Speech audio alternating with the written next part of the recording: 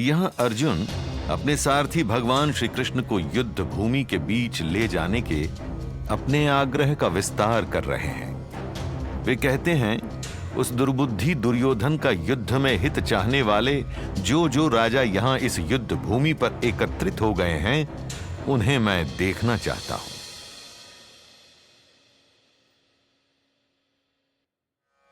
अर्जुन यहां थोड़े क्रोधित हैं।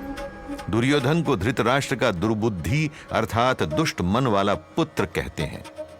पांडवों के अधिकार को धोखे से हड़प लेना, समझौते के हर प्रस्ताव का अपमान कर देना, पांडवों की हत्या का प्रयत्न, भरी सभा में द्रौपदी का चीर हरण दुर्योधन ने एक नहीं अनेकों बार अपनी आसुरी प्रवृत्ति का परिमाण हर किसी को दिया। सब देखते हुए जानते हुए भी इतने सब राजा दुर्योधन का साथ देने चले आए हैं। आश्चर्य की बात है, परंतु ऐसा तो वही कर सकता है जो स्वयं भी दूषित मन का हो, दुष्कर्मी हो। और ऐसे राजाओं पर कैसे न क्रोध आए अर्जुन को।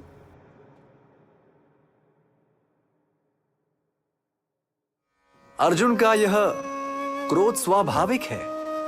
यह सोचना भी स्वाभाविक है कि दुर्योधन का साथ देने वाले सभी राजा अधर्मी हैं, पाप के अनुयायी हैं।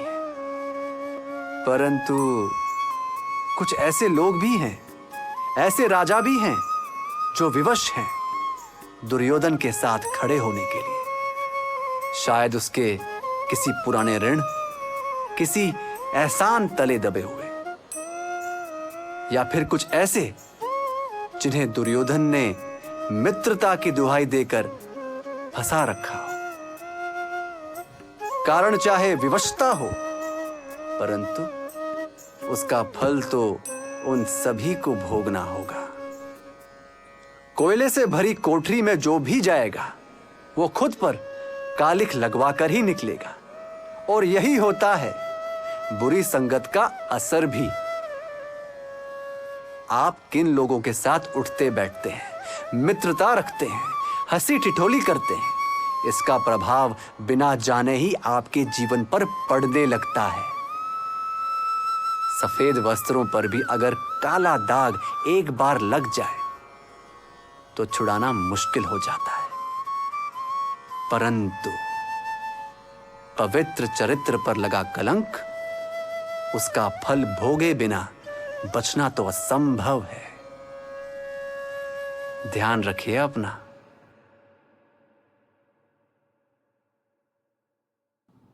मनुष्य एक पारिवारिक जीव है, परिवार में रहता है। वह एक सामाजिक जीव भी है। किसी ना किसी समूह से जुड़ा रहना उसकी निहित आवश्यकता है। अब चाहे दोस्तों का गुट हो, कोई धार्मिक संप्रदाय, या फिर कोई क्षत्रिय दल। और ऐसे में एकजुट रहना, एक दूसरे की मदद करना अच्छी बात है। क्योंकि जो काम एक समूह कर सकता है वो अकेला व्यक्ति नहीं कर पाएगा। एकता में असीम शक्ति है। अब काम अच्छाई का हो तो सभी का भला, समाज का भला। परंतु दुविधा इस बात की है कि एक परिवार में या एक समूह में कुछ लोग आंख बंद करके बस चल पड़ते हैं साथ देने। काम चाहे बुरा ही क्यों ना हो। क्या व्यक्ति विशेष का समूह के प्रति यही कर्तव्य रह जाता है कि बुरे काम में भी बस साथ देने चल पड़े? नहीं ना। एक परिवार के प्रति, समूह के प्रति हमारा दायित्व बनता है कि हम तर्क करें, अच्छा बुरा समझें, औरों को समझाएं भी। किसी और को गलत काम से रोकना यह भी तो सामाजिक जिम्मेदारी हुई ना। और मान लीजिए किसी ने आपकी नहीं सुनी, तो भी बुरे काम से स्वयं दूर रहकर आपने कहीं ना कहीं बुराई को कम ही किया। छोटा ही सही, इसमें भी तो आपने समाज के प्रति योगदान ही दिया। न्यूनतम स्तर पर क्या है समाज? एक व्यक्ति ही तो है आप खुद ही तो हैं समाज।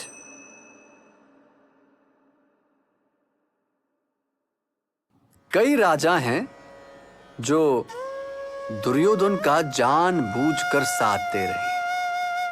अच्छे बुरे से, पांडवों कौरवों से उन्हें कोई मतलब नहीं। उन्हें दिखता है तो केवल अपना स्वार्थ।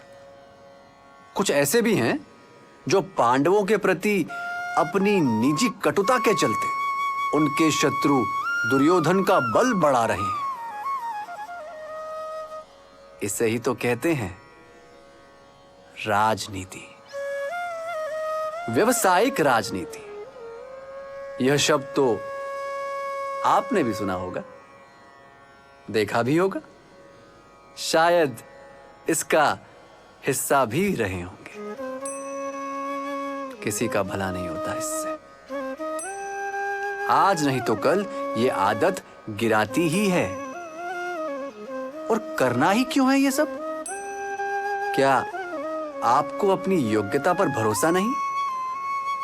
इन सब प्रपंचों से दूर रहा जाए तो ही अच्छा है। ये सभी रास्ते आगे जाकर बंद ही होंगे, बस अभी दिख नहीं रहा। आपका काम ही आपके काम आएगा। फिर से सुन लीजिए, आपका काम ही आपके काम आएगा। और अगर समय देना ही है तो अपनी योग्यता को सुधारने में दीजिए। वही उन्नति का अचूक रास्ता है।